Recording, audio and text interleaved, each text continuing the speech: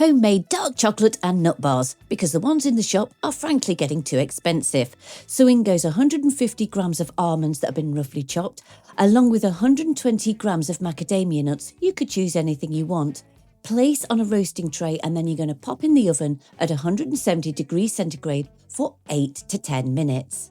Then in a saucepan, you want to melt down 45 grams of butter and around about 100 grams of honey, along with 1 teaspoon of vanilla extract.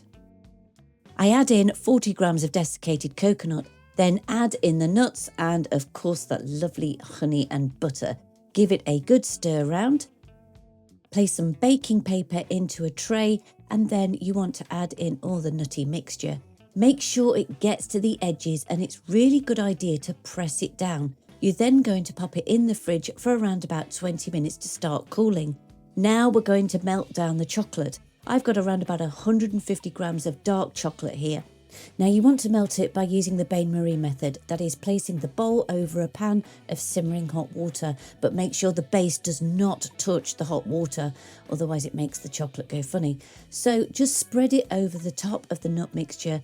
I like to sort of tilt the pan because that helps get it into the edge. Aha! Yes, my favourite salt, fleur de sel. This is like Celtic sea salt, not table salt. That stuff is absolutely awful. Don't use it, don't eat it. After it's been in the fridge for around about 2 hours, it will come out solid. So it is a bit sticky, but that's rather nice. But just make sure you cut it up into chunks, and then you can place into a tin, and it will keep for around about a week or so. Yeah, well, good luck for that in my house. Anyway, if you want the full written recipe, you know where to go. It's my website, cookingwithemily.co.uk.